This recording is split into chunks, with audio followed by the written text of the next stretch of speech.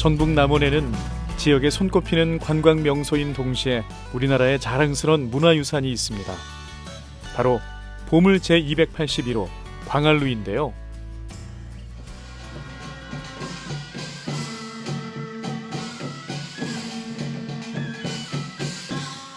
올해 2019년은 뜻깊은 해입니다. 광안루가 건립 600주년을 맞았기 때문이죠. 박수 한번 부탁드리겠습니다. 우리 시장님의 또 소원이 또 이루어져서 저희 남원이 더욱더 더불어 잘 살고. 이를 기념하는 다채롭고 성대한 행사들로 광안루 일대는 연일 축제 분위기였습니다.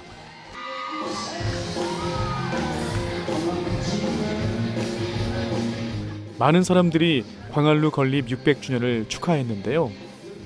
그런데요, 이 광안루를 누가 건립했고 어떤 의미가 담겨 있는지 혹시 알고 계시나요? 광안루 하면 생각나시는 게 있으면 뭐가 있을까요? 이도령하고 춘향이? 이도령이랑 춘향이? 예. 왜 이도령하고 춘향이가 생각나요? 뭐 남원 하면은 그것밖에 모르겠는데. 춘향이 춘향이? 예. 왜 또 춘향이가 생각나세요? 그 지조가 있잖아요. 춘향이하고 이도령이. 춘향이랑 이도령 춘향대전이죠. 춘향전 지금 600주년이잖아요. 예. 누가 이렇게 세운지 아세요 혹시? 누군지는 잘 모르겠는데요. 그건 잘 모르겠어요. 기억은 없어요. 그건 잘 모르시겠어요? 잘 모르겠네요. 아 그러세요? 네. 들으신 것처럼 광안루 하면 많은 이들이 춘향과 이도령을 먼저 떠올립니다. 두 청춘 남녀의 사랑의 무대이기도 하지만 알고 보면 이곳 광안루와 광안루원에는 천상의 아름다움과 이상 세계를 지상에 구현하고자 했던 노력들이 숨겨져 있는데요. 그 비밀의 세계로 한번 떠나볼까요?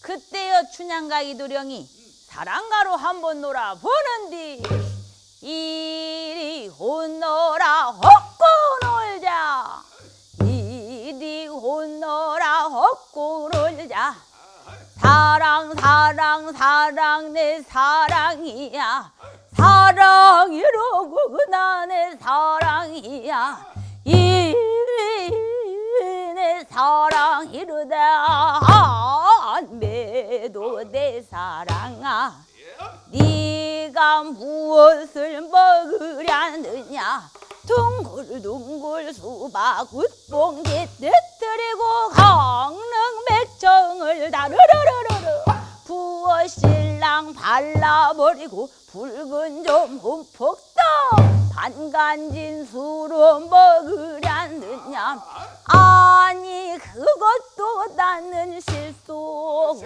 그러면 무엇을 먹으려느냐 네가 무엇을 먹으려느냐 당동지 지루지 허니 왜 가지 단참해 먹으려느냐 춘향전의 주요 무대로 사람들의 사랑을 받는 광안루.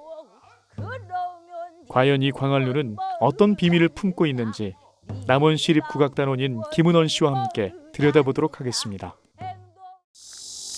원장님, 제가 광안루에 대해서 궁금한 게 있어서 조금 조사해봤는데요. 원래 광안루가 광통루였다고 하던데 자세한 이야기 한번 듣고 싶은데요. 이 광안루는 원래 황정승의 광통루에서부터 시작된다고 볼 수가 있습니다. 그래서 그 자세한 내용은 우리가 이 광안루에 보면 광안루기가 있으니까 거기에 가서 우리가 보면서 얘기를 하시죠. 광안루 기가 안에 있나요? 예. 광안루의 역사는 황희정승이 세운 작은 누각 광통루로부터 시작됩니다. 이와 관련된 기록이 광안루 안에 있다고 하는데요. 광안루 안에 들어선 은원 씨를 반기는 수많은 편액. 이 많은 편액들 가운데 광안루의 역사를 품은 건 어떤 걸까요? 저기 지금 광안루기가 저 편액에 해당이 되겠습니다. 저 편액의 광안루기는 황희정승의 셋째 아들 황수신이 쓴 것으로서 제일 자세하게 그때 상황을 갖다 잘 표현해 놓은 그런 광안루기가 되겠습니다. 이 기록에 보면 남원의 남원부의 남쪽으로 일이 떨어진 곳이에요. 일리는 지금 계산으로 해서 약 400m 정도가 되니까 약 800m 정도 떨어진 곳에 지세가 높고 평탄하며 앞이 툭 트인 이런 장소에 이 황희정승이 누각을 짓고 그 누각을 광통루라고 이렇게 칭을 한 것이죠.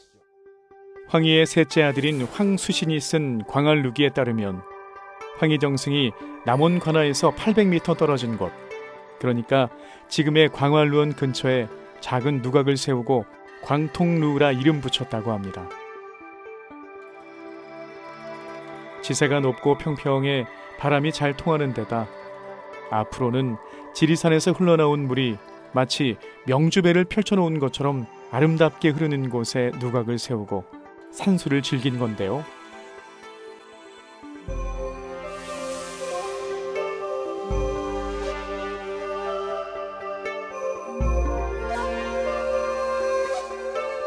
지리산을 앞에 둔 탁 트인 경관. 1960년대 사진만 봐도 시야를 가로막는 높은 건물이 없고 넓은 요천이 흐르는 이곳이야말로 광통루를 세우기에 적합한 곳이었음을 알 수 있죠.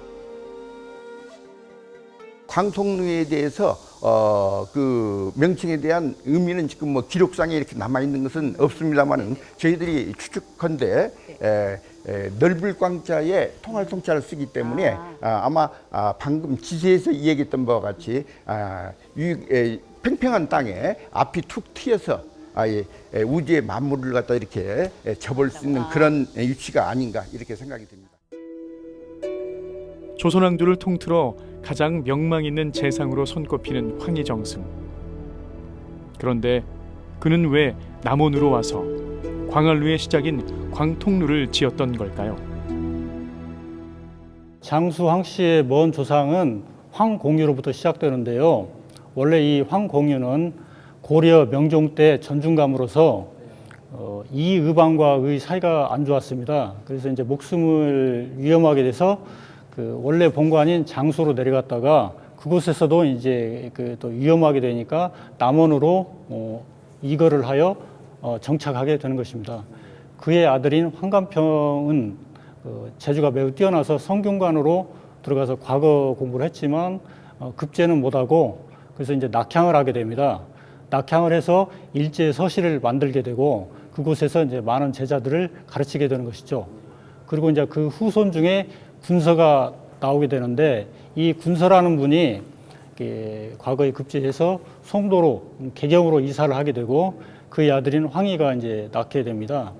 그래서 황희정승은 이제 조선에 이제 벼슬을 하게 되면서 이제 크게 이제 올라가죠. 그래서 영의정까지 하게 되는데 태종 때 그 귀향을 이쪽으로 오게 됩니다. 오게 되셔서 그 이전에 있었던 이제 일제 서실이 쇠락해지니까 그곳을 허물고 이제 광통루라고 하는 조그마한 누각을 짓게 되는 것이죠. 조선 왕들의 총애를 받았던 황희. 하지만 태종이 양녕대군 대신 충녕대군, 즉 세종을 세자로 봉하려고 하자 이에 반대해 남원으로 귀향을 오게 되는데요. 할아버지가 지었던 일제 서실터에 작은 누각인 광통루를 짓고 아름다운 자연을 벗삼았습니다. 광통루 같은 누각과 비슷한 기능을 했던 건축물에 정자가 있는데요.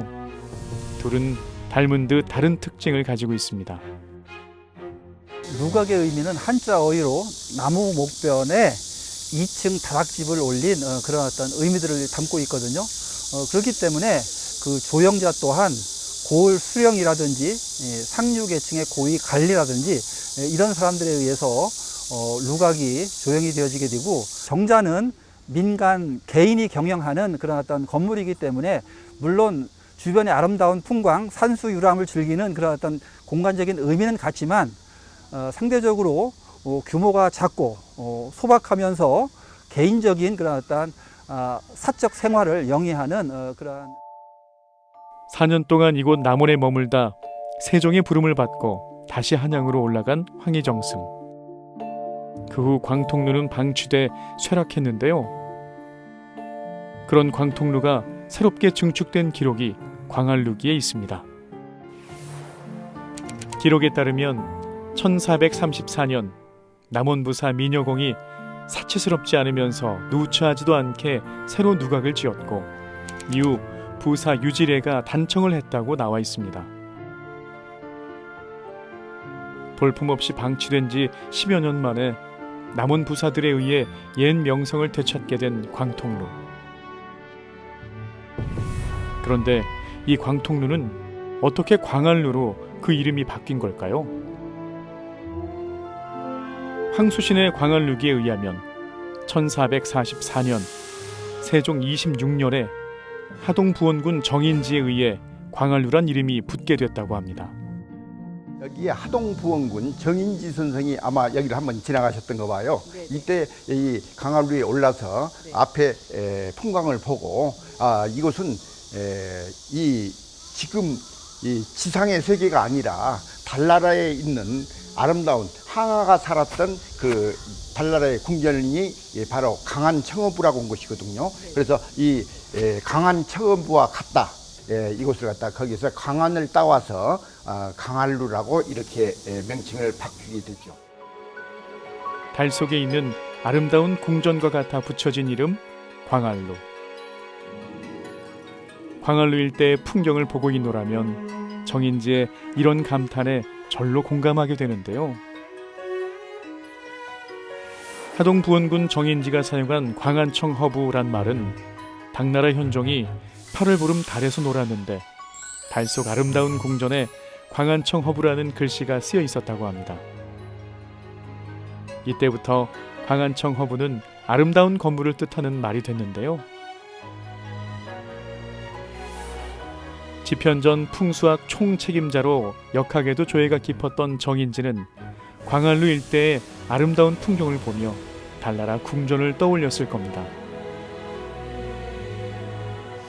이렇게 시원한데 그때는 얼마나 시원했을지. 그러니까 이게 우리 한식 건물의 그 특징이 바로 그런 것이잖아요.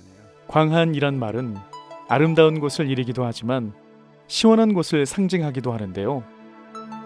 광활루는 여러모로 이 광한의 모든 의미를 잘 담아냈습니다.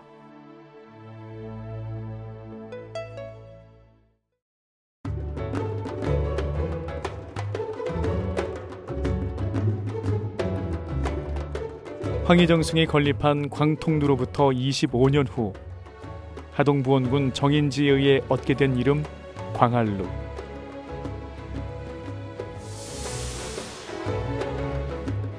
하지만 그 당시에는 이곳 광활루에 운치를 더해주는 호수와 오작교는 없었는데요. 누가 이 호수와 다리를 조성한 걸까요? 원장님, 그럼 이 호수는 누가 만드는 건가요? 예, 이 호수는 남원 부사로 와 있던 장의국이 그때가 대개 1582년 정도 됩니다.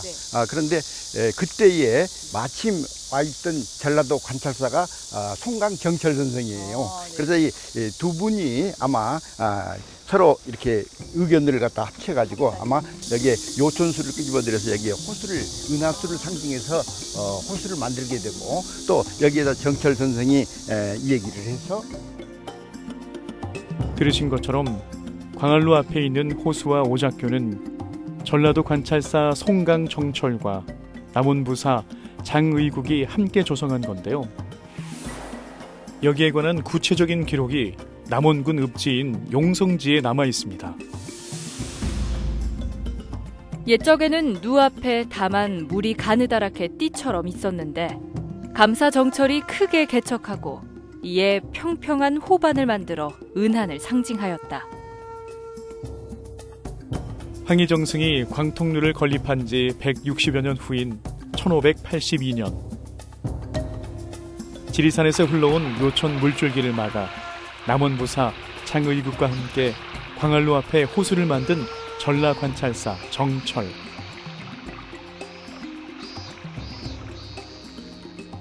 옛 지도를 보면 남원송 주위로 요천이 흘렀음을 알 수 있는데요. 광활루 쪽으로 흐르던 가느다란 물줄기를 막아 지금의 호수를 만든 겁니다.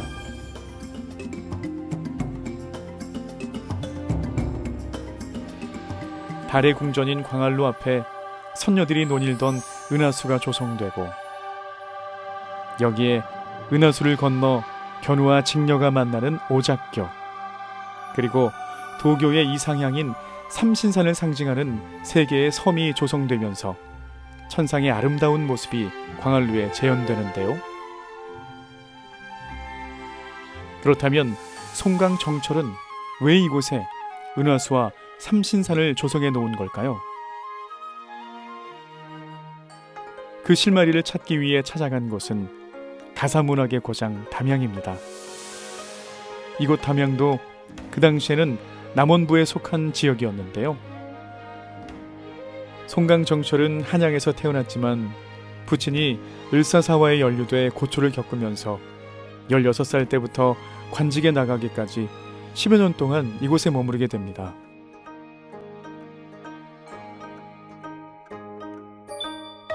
그는 이곳에서 서하당 김성원, 하서 김인우, 그리고 면왕정가를 지은 송순과 교류하면서 학문과 문학적 소양을 닦게 되는데요. 특히 그는 이곳 식영정 주위의 아름다운 사계절의 풍경과 서하당 김성원에 대한 흠모의 정을 성산별곡이란 가사 작품에 담아냈습니다. 식영정 뒤에는 성산별곡 12가 있는데요. 이 성산별곡을 보면 은하수를 건너뛰어 광안전에 올라있는 듯이라는 구절이 나옵니다.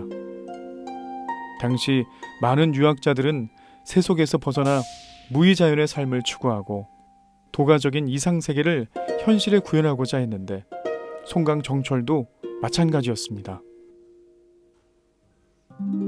이러한 그 넓은 연못, 호수의 형태는 조선시대 전형은 네모골 형태의 중간에 원형 섬이 들어가는 방지 원도형의 형태가 한국 전형의 연못 조성 사례가 되어지게 되는데, 방지원도 처음 들어보는 말인데요. 그 의미는 사각형 연못에 원형 섬을 두었다는 그런 어떤 형상적인 의미를 나타내는데, 상징적으로는 네모골 형태는 땅을, 그다음에 원형의 형태는 하늘을, 이러한 가치를 두고 있기 때문에 하늘과 땅의 조응에 의해서 아름다운 선경의 이상형의 세계가 지상에 펼쳐지는 그런 어떤 상징적인 의미를 담고 있습니다. 그 후대에 호안 외곽적으로는 약간 자연스러운 그런 어떤 형태로 이렇게 변형된 것으로 보고, 이 호수 안에 펼쳐진 세 개의 섬은 원형 경관이 그대로 유지되어지는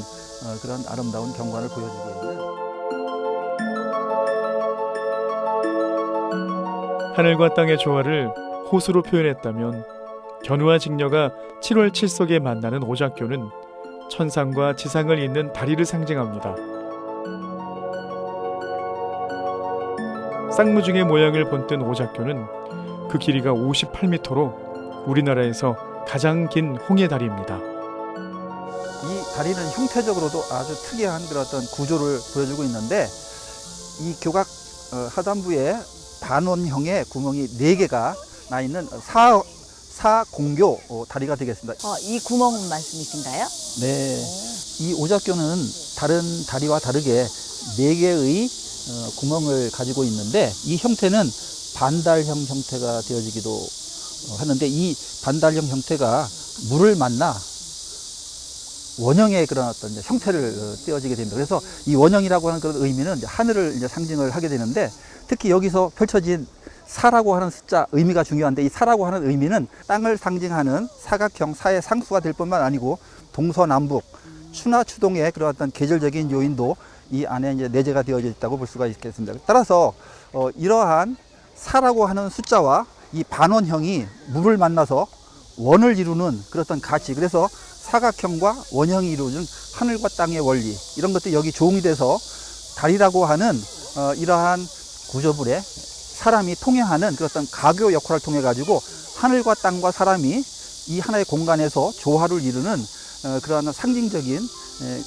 공간이라고 볼 수가 있게 되겠습니다. 오작교가 가로지르는 광안루 호수에는 많은 잉어들이 살고 있는데요. 예로부터 이 잉어는 다산의 상징으로 자손의 번창과 남원고을의 부흥을 염원하는 희망을 담았습니다. 사람들의 기원이 담긴 또 하나의 상징물, 바로 자라속인데요. 남원고을에서 화마를 몰아내는 수호신의 의미로 호수가 처음 만들어질 때부터 자리를 지켜왔습니다. 그리고 송강 정철은 호수에 3개의 섬을 만들어 도가의 이상향인 삼신산을 현실 세계로 옮겨오고자 했습니다. 처음 만나는 네. 산이 복례산인데 네. 복례산이라고 하는 의미는 쑥 봉자를 써서 3개의 섬 중 가운데 자리한 복례도, 이는 삼신산 중 하나인 복례산을 옮겨놓은 곳으로 복례산은 우리나라의 금강산을 상징합니다. 복례산의 그 의미는 쑥봉이 나오는 산 또는 그런 어떤 섬의 의미들을 가지고 있습니다. 그래서 이것은 다른 의미로 얘기하면은 불로초, 불사약이 나오는 그런 불로장생의 그런 어떤 거점 공간이라고 이렇게 생각을 할 수가 있습니다. 네, 교수님, 제가 공부를 조금 해가지고 왔는데요. 이 복례산, 이 금강산에는 대나무를 많이 심었다고 하는데 그 대나무를 심은 의미가 혹시 있을까요? 대나무는 보시는 바와 같이 쭉쭉 기세 있게 높게 펼치는 그런 어떤 생태적인 특성 때문에 청렴, 결백, 정직 그런 어떤 이제 가치들을 보여주고 있기 때문에 이 남원 고을의 관리들, 특히 목민관들의 그런 어떤 그 근무 자세라든지 심성 이런 것들을 상징적으로 보여주는 그런 표징 식물로 이렇게 볼 수가 있습니다. 그런데 이 대나무는 또한 우리들이 상서로운 그런 어떤 나무로 이렇게 평가를 해서 봉황이 나타나서 태평성대에 이 대나무 죽순 열매와 이슬을 먹고 상서로운 그런 어떤 태평성대를 연다고 하는 그런 어떤 가치를 담고 있기도 합니다. 조선시대 사대부들은 이제 성리학적인 그런 어떤 가치관들을 가지고 있기 때문에 이 대나무를 맑을 청자를 써가지고 맑고 깨끗한 친구 이렇게 비유를 해서 품계상으로 비유적으로 1등품에 가장 선호하는 상징수로 이렇게 뜰에 가꾸어서 심성수양을 했던 그런 어떤 지표식물이 되겠습니다. 호반의 북쪽 복례도 옆에 있는 또 다른 섬은 한라산을 뜻하는 영주도인데요. 이 영주라고 하는 의미는 바다 위에 높이 솟아있는 그런 어떤 신산의 의미를 담고 있습니다. 그래서 우리 한반도의 경우에는 바닷가 멀리 펼쳐져 있는 그 제주도 한라산을 영주산에 대입시켜가지고 복례 방장. 기록에 따르면 영주도를 조성하면서 누각을 지었다고 하는데요. 지금의 영주각은 1794년 남원부사 이만길이 재건한 것입니다. 영주도에 심어진 백일홍 나무 역시 선비들이 좋아했던 나무 중 하나입니다. 교수님, 여기 백일홍 나무가 있는데요. 아까 저희가 왔을 때 복례산에는 대나무를 심어놨잖아요. 그러면 이곳 영주산에도 이 백일홍을 심어놓은 의미가 있을 것 같은데 의미가 있나요? 이 배롱나무는 생태적인 특성이 100일 동안 오랫동안 꽃이 피우기 때문에 목백일홍이라는 그런 어떤 별칭이 붙어 있고 공식적인 명칭은 배롱나무가 되겠습니다. 꽃이 피는 100일 동안의 특성 동안 꽃이 피고 지고 계속 이어지는 그런 어떤 가치를 반영해서 일편단심 충신의 그런 어떤 가치를 이 나무 속에 담아 놓은 그런 어떤 상징 수목이라고 볼 수가 있겠고, 이 나무의 특성을 보게 되면은 껍질이 벗겨져 있는 속살을 드러나는 그런 어떤 생태적인 특성 때문에 표리부동하지 않고 고진감래의 그런 어떤 가치들을 반영하는 그런 어떤 특성들을 또 설명을 할 수가 있습니다. 특히 여름철 오랫동안 100일 동안 꽃을 피우기 때문에 여름철에 또 다른 무릉도원, 선경의 세계 이런 것들을 풍광으로 펼쳐 보이는 아주 아름다운 그러한 식물이 되겠습니다. 호반의 동쪽 세 번째 섬인 방장도. 이 섬은 삼신산 가운데 지리산을 상징하는데요. 이곳에 소박하게 자리한 방장정은 1964년에 건립됐습니다.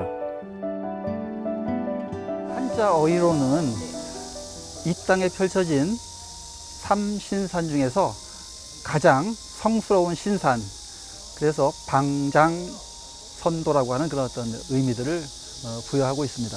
이 방장선도는 봉황이 너울거리는 가장 성스러운 산으로 이렇게 인식되어지게 되고 우리 한반도에 펼쳐진 대표적인 명산 지리산을 방장산에 비유하고 있습니다. 교수님, 이렇게 둘러보니까 이 섬에는 버드나무가 참 많이 있네요. 네, 이 버드나무는 이 수령 연륜을 볼 때 아마 이 신산을 처음 조성할 때 심어졌던 나무로 판단되어지게 되는데, 버드나무는 도가적인 이상향의 세계와 연계되어서 풍류적인 그런 어떤 가치를 담고 있습니다. 또한 이 생육적인 특성에 그 끊임없는 그런 어떤 생명력을 가지고 있기 때문에 이 버드나무를 통해 가지고 다양한 그런 어떤 상징적인 의미들을 우리들이 이제 유추를 해볼 수가 있고, 또한 이 버드나무는 버들가지가 바람에 휘날리는 그런 어떤 정경을 비유해서 나쁜 기운이 틈타지 못하도록 하는 그런 어떤 가치, 이런 것들을 함께 담고 있다고 볼 수가 있겠습니다.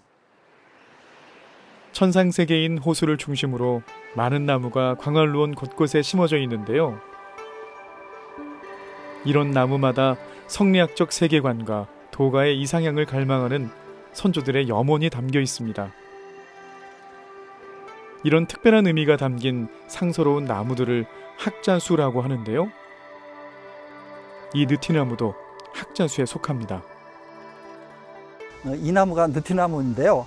한자 어휘로는 나무 목변에 귀신 귀자를 써서 웅장한 자태를 통해 가지고 귀신을 쫓는 그런 어떤 나무의 상징성들을 가지고 있습니다. 그런데 동양에서 전통적으로 이 나무는 학자수의 그런 어떤 의미를 담고 있는데, 처음에는 볼품이 없지만 시간이 가면서 웅장한 그런 어떤 자태들을 보이기 때문에 학자와 같은 그런 어떤 품성을 닮았다 해서 학자수라고 하는 그런 어떤 명칭이 붙어 있게 되는데, 이러한 느티나무와 회화나무 이런 것들은 서양에서도 스칼라 추리, 학자수라고 하는 그런 어떤 가치들을 공유하게 됩니다. 그런데 이 느티나무는 또 한 가지 특징이 여름에 노란색 꽃이 피고 있어요. 그래서 이 노란색은 우주의 중심, 우주의 중심목으로 이렇게 인식되어지고 있고, 이 느티나무 꽃 괴화를 차를 마시거나 음식을 해서 먹게 되면은 영롱해지고 눈이 침침해졌던 눈이 맑아지는 그런 영안의 그런 꽃으로 알려지고 있기 때문에 학자의 그런 어떤 공간, 그런 정원에는 이 느티나무가 아주 제격인 그런 상징 수종이 되겠습니다. 어린 학童들을 가르치며 사용한 회초리도 이 느티나무 가지로 만들었다고 합니다. 이런 나무들이 심어지고 호수도 만들어지면서 자연스럽게 큰 정원이 조성됐는데요. 특히 이곳 광활루원은 궁궐에서 만든 정원, 또 개인이 가꾼 정원과는 다르게 남원 관아에서 직접 조성하고 관리한 관아 원림이란 점이 특징입니다. 지금 우리나라 그 전통시대 때, 특히 조선시대 때 부, 목, 군, 현 지방 관아에서 경영한 이러한 원림들은 거의 다 훼손되고 멸절이 되어져 있는 그런 상태고, 이 광활루원의 그런 경우가 이 복례방장 삼신산의 가치라든지, 그다음에 강활루 루각의 가치라든지, 이런 것들이 원형경관으로서의 가치를 인정받고 있는 대표적인 그런 역사문화 경관이자 관아 원림의 독보적인 그런 공간 장소성들을 이곳에서 우리들이 직시하고 있다고 이렇게 볼 수가 있겠습니다.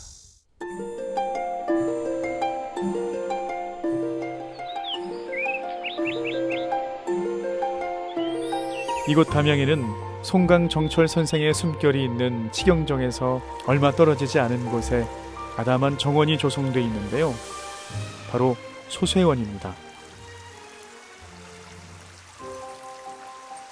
이곳은 조선 중기 양산보가 기묘사화로 스승인 조광조가 사약을 받자 고향으로 낙향에 지은 대표적인 개인 정원인데요. 인공미를 강조했던 고려시대 정원과는 달리 자연 그대로의 멋을 살린 조선시대 정원의 특징이 잘 드러나 있습니다.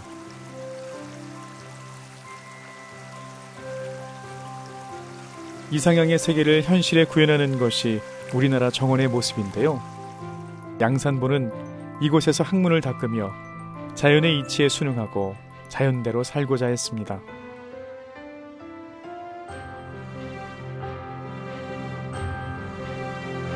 광활루원도 소세원처럼 이상향의 세계가 반영된 정원인데요. 하지만 소세원과 다른 점은 광활루원은 남원 관아에서 관리했기 때문에 개인 용도가 아닌 관아의 행사나 공적인 목적에 주로 사용되었습니다. 관에서 이렇게 관리를 했기 때문에 아마 관에서 어떤 행사라든지 또 연회라든지 또 뭐 기타 이 모임 같은 거 이런 것이 아마 여기서 전부 다 이루어졌을 걸로 이렇게 생각하고 또 여름철에는 이 굉장히 시원하지 않습니까? 네, 그래서 좋고 겨울철에는 이 공간을 쓰기 위해서 지금 여기에 보면 이 문이 많이 있죠. 네. 이 문을 분합문이라고 합니다. 분합문이요? 예, 분합문. 그런데 이 문을 내리게 될 것 같으면 여기가 이 닫혀진 이런 공간이 됩니다. 그래서 여기를 겨울철에 이렇게 사시사철 이렇게 이용할 수 있는 그런 공간으로 사용을 했던 것이죠. 남원 관아에서 관리한 광활루원. 그 아름다운 풍경은 전국적으로 소문나 많은 사람들이 찾고 싶어하는 명소가 됐습니다. 사람들은 광활루에 올라 펼쳐진 풍광을 감상하며 그 소감을 글에 담았는데요. 지금도 이곳 광활루엔 선비들이 남긴 시 170여 편이 편에게 전해지고 있습니다. 편액이 정말 많이 있네요. 아, 그렇죠. 광통루가 생긴 이후에 바로 시인 묵객들 또 유명한 벼슬아치들이 여기 와서 구경을 하다 보니까 시심이 절로 우러나서 한 수씩 써낸 것이 이렇게 많은 양을 걸어놨죠. 예, 강희맹 어른은 1424년생인데 여기 오셔가지고 남원의 광활루를 그대로 표현한 글입니다. 저 내용을 보면은 지명 남국 광활루, 그러니까 이 명승호로 잘 알려진 남쪽 지방의 광활루에 6월 등림 권력추로다.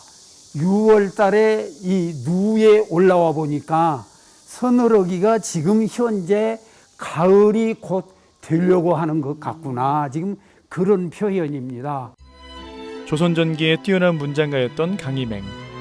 그는 광활루의 아름다움을 어떻게 표현했을까요?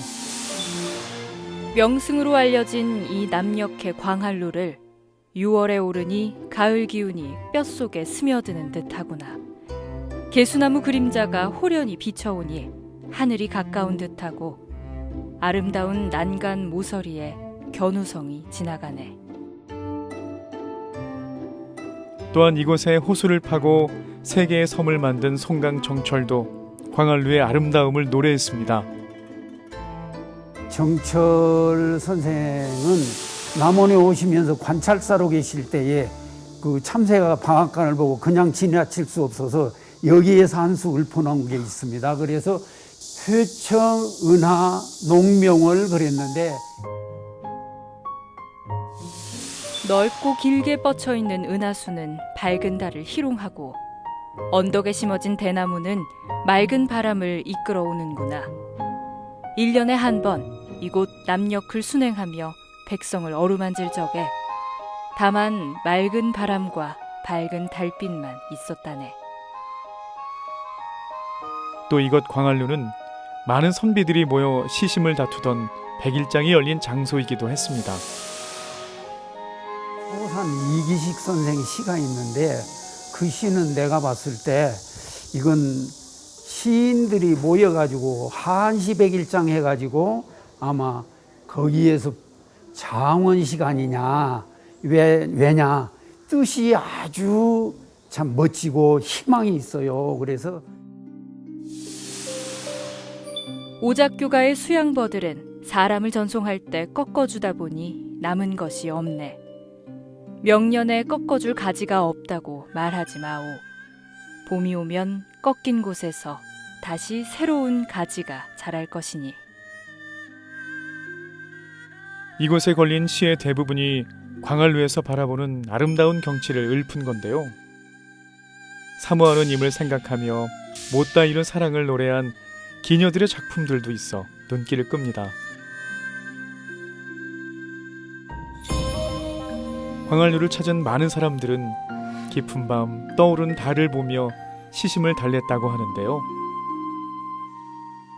아름다운 경치를 찬양한 시인의 마음, 또 나라를 걱정하는 충신의 마음, 그리고 기녀의 절절한 사랑 이야기도 아마 이 달은 모두 듣고 있었을 겁니다.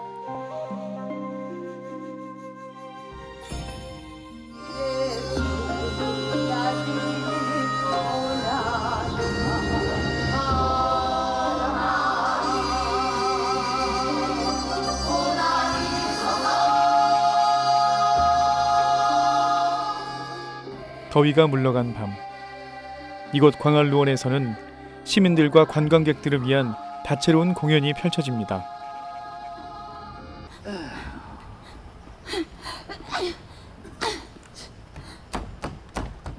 할아버지도 돌았어? 뭐요? 나는 그 새님 보기만 해도 우라가 찜했는데.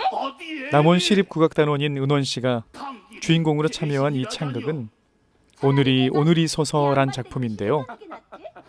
고려 말부터 조선 중기까지 평안한 날이 계속되길 바라며 평민들이 불러온 노래입니다.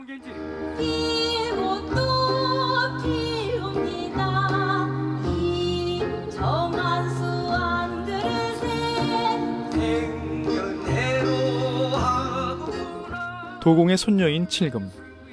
그녀는 양반의 신분이지만 도공의 길을 택한 남편과 결혼해 행복한 가정을 이루는데요.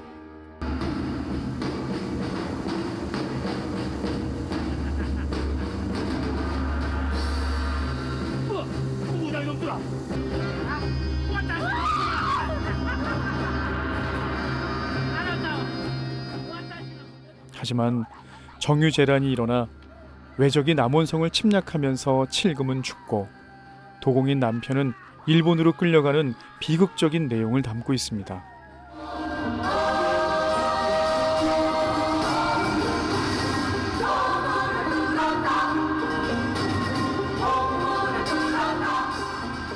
정유재란 당시 외적의 제1 목표는 전라도를 점령하는 것이었습니다. 그래서 요충지인 남원성을 가장 먼저 침략하는데요. 3일 동안 계속된 남원성 전투는 수적 열세 때문에 결국 패배로 끝나고 남원 전역에 커다란 상처를 남겼습니다.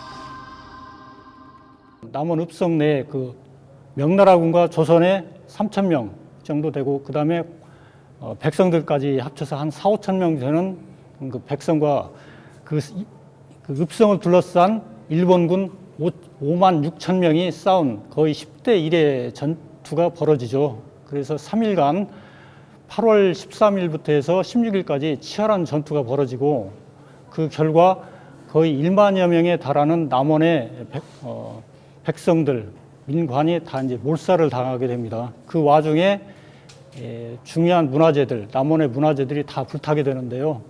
그 광활루도 그때 이제 불탔던 거죠. 1419년 황희정승의 광통루로 시작해 명승지로 자리매김했던 광활루와 광활루원. 그러나 정유재란의 불길에 흔적도 없이 사라지게 됩니다.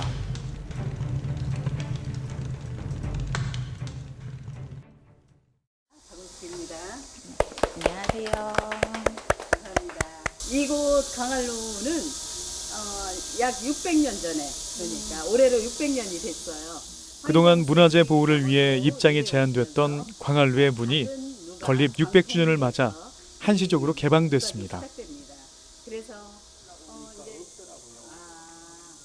정유재란 당시 소실됐던 광활루. 그런데 어떻게 지금 우리 곁에 남아 이렇게 사람들의 사랑을 받고 있는 걸까요? 남원 읍지인 용성지에는 광활루 재건의 기록이 나와 있습니다.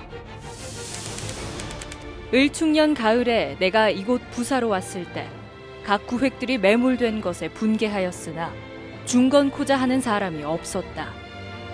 이에 모든 경대부들에게 묻고 백방으로 꾀하여 제목을 구하고 돌을 채취하여 다음 해 정월부터 일을 시작. 여름 윤달에 준공을 보게 되니 무릇 7개월이 소요되었다. 정유재란 2년 뒤 남원부사 원신이 광활루터에 작은 누각을 세웠으나 세월이 흘러 폐허가 된 것을 1626년 남원부사 신감이 여러 사람의 말을 듣고 고증을 거쳐 지금의 모습으로 복원한 건데요. 광활루 현판도 신감의 조카 신익성이 쓴 글씨입니다. 남원부사 신감의 노력으로 불에 타기 이전의 모습을 되찾은 광활루와 광활루원은 다시 남원 사람들 곁으로 돌아왔는데요.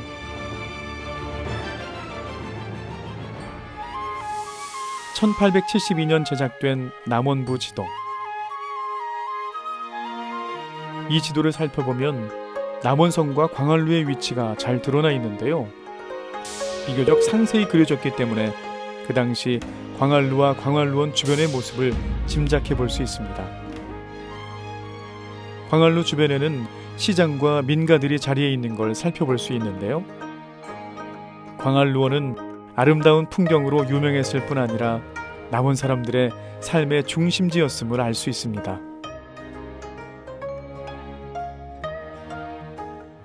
(1960년대까지만) 하더라도 이곳에는 시장이 있었는데요.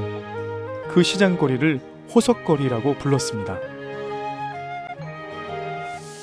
그런 이름이 붙게 된 흔적이 지금도 광활루원에 남아있는데요. 이건 호석이라고 하는데요. 저쪽에 수지면 고평이라는 곳이 있는데요. 견두산이라고 하거든요.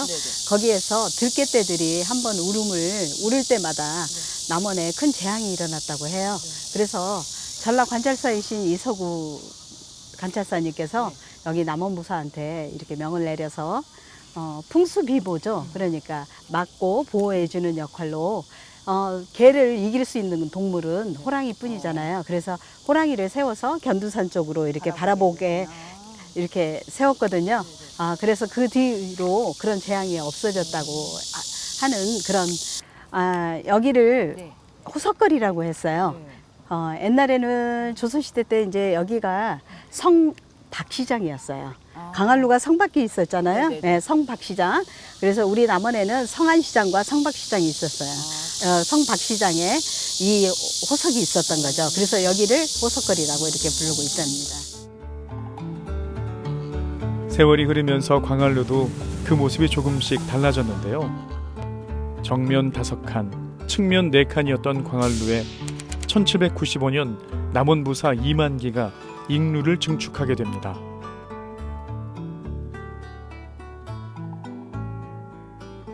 익루는 평상시엔 연회에 참여하는 악공들의 대기실로, 겨울에는 시문객들이 추위를 피하는 공간으로 사용됐습니다.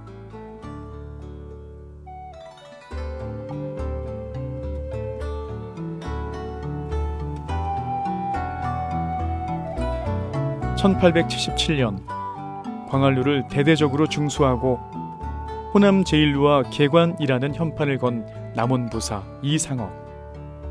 이는 광활루가 호남 제1의 누이며 달나라 개수나무를 볼 수 있는 곳이란 의미를 담고 있습니다.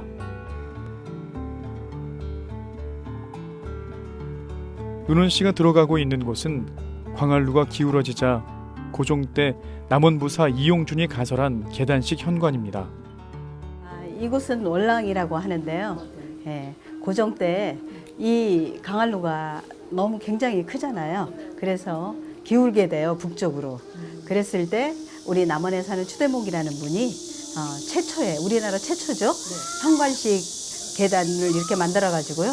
우리나라 최초의 월랑이 이렇게 계단식으로 이렇게 된 거죠.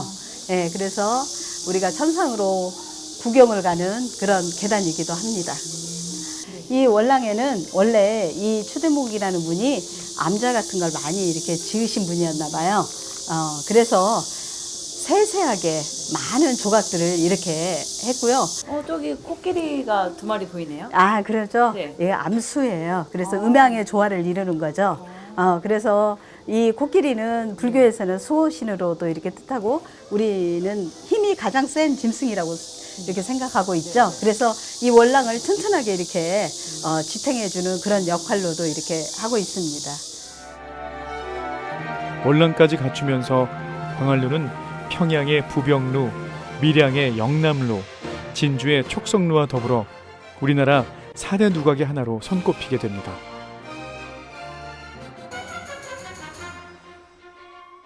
하지만 광활루의 또 다른 시련이 다가오는데요. 일제가 우리나라를 침탈하면서 이곳 광활루 역시 아픈 시간을 보내게 됩니다. 이 강활루는 아픔도 많았어요. 그래서 루 위에는 일본 사람들의 재판소로 쓰였거든요. 근데 이 밑에는 우리 독립투사들을 가두는 감옥으로 쓰였습니다. 감옥이요? 네, 1910년부터 1928년까지 18년 동안 이곳이 감옥으로 이렇게 쓰였다고 합니다.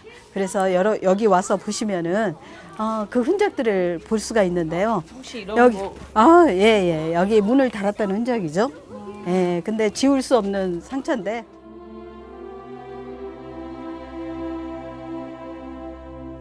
광활루 곳곳에는 아직도 당시의 상처들이 남아 있습니다.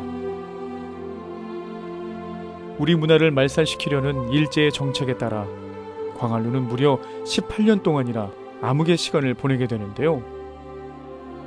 기둥 곳곳에서 당시 감옥으로 쓰인 흔적들을 살펴볼 수가 있습니다.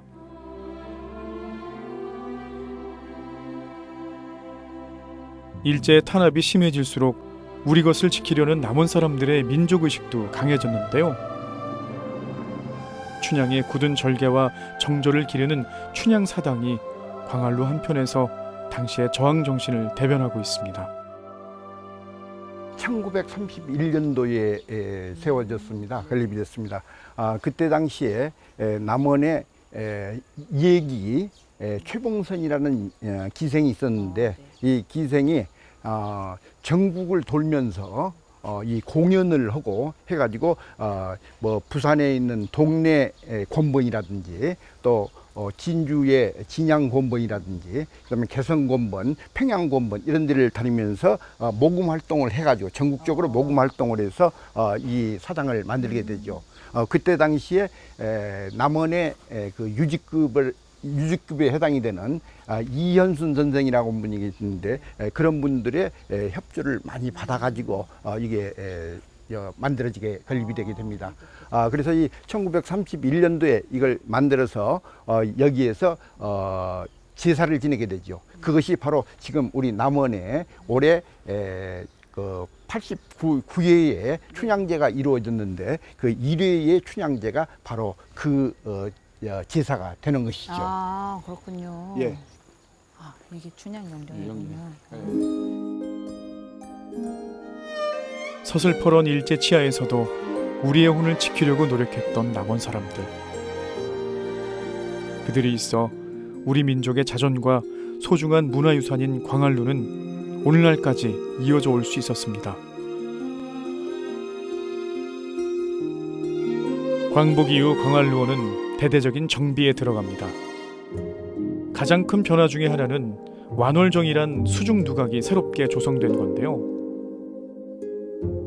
달을 감상하기 위해 지은 완월정은 그래서 달이 뜨는 동쪽을 향하고 있습니다. 아이고 형님 소인문아니요. 예. 달나라 풍경을 감상하기 위해 지은 이 누각에선 많은 공연들이 열리는데요. 잘한다. 밤에 열리는 이런 공연들 때문에 사람들은 천상세계 광활루의 매력에 한층 더 빠져들게 됩니다. 1971년 광활루원의 경역을 확대하면서 옥황상제가 사는 달나라로 들어가는 문이란 뜻의 청허부 정문을 세우고 이후 춘향 관련 시설도 들어서면서 광활루와 광활루원은 우리나라 국민 대표 관광지로 자리매김하는데요. 학생들이 즐겨 찾던 소풍 장소나 수학여행지로 때로는 새로운 인생을 시작하는 부부들의 혼례 장소 또는 신혼여행지나 가족여행지로서 많은 이들의 추억 한 편을 장식했던 광활루와 광활루원.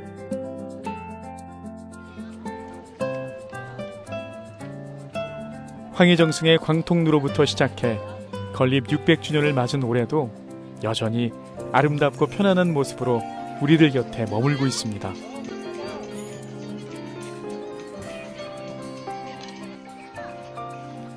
광활루가 600주년을 맞이했는데 이 사실 광활루는 조금 관심 있게 보게 되면 여기에 우리가 갖고 있는 유교와 독일 사상이 심오한 사상이 여기에 녹아 있는 어떻게 보면 인문학이 집대성한 곳이다 이렇게 볼 수가 있어요. 또 600년이 되기 때문에 우리 남원 아니 우리나라 사람들의 애환이나 삶을 같이 해왔던 곳이기도 합니다.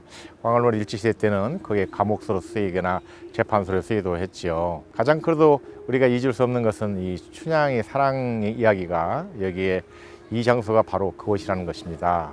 광활로가 있었기 때문에 춘향의 이야기가 있는 것이고 또 이 춘향이 있기 때문에 광활로가 있는 것인데 그래서 광활로가 더 많이 사랑받는 그런 곳인데 저희는 이런 생각을 하죠. 이제 이 광활로가 600년을 왔는데 우리 지금 현재 보물로 되어 있지만은 지금 이제 국보로 신청이 돼서 아마 이제 머지않아서 국보로 지정이 되는 것은 물론이고 여기에 더 많은 스토리를 담아내는 그런 저희가 기획을 해서 대한민국의 국민들한테 사랑받는 아니 전 세계인들이 기억할 수 있는 그런 스토리의 보고로 만들어 가겠습니다.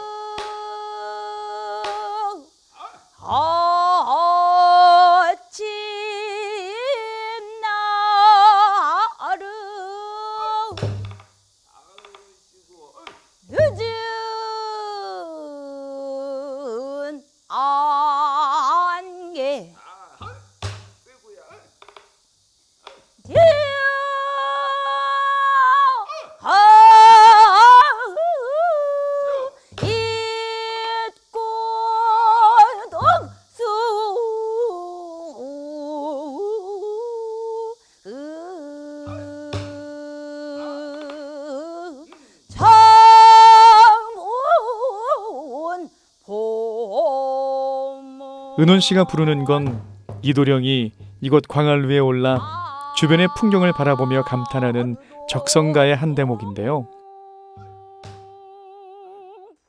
광활루에서 바라본 남원 일대의 아름다운 풍경을 느린 진양조 가락에 잘 담아냈습니다. 연기고 하체외 난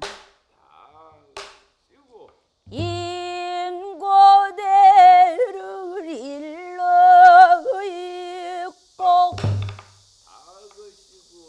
사각 벌루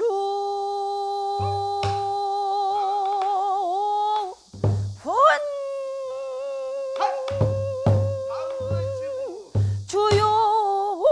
주요난 황활 후가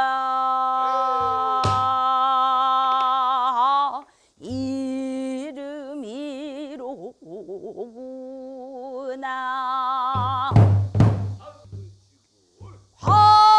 황활루도 좋거니와 춘향과 이도령의 사랑의 무대였고 남원 사람들의 삶의 기쁨과 애환이 깃들어 있는 광활루와 광활루원.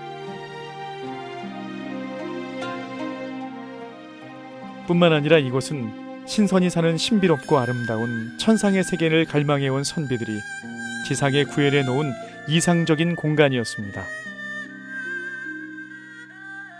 600년의 세월만큼 많은 이야기를 품고 있는 광활루와 광활루원. 앞으로도 변함없이 천상의 달처럼 아름다운 이야기를 우리들에게 들려줄 겁니다.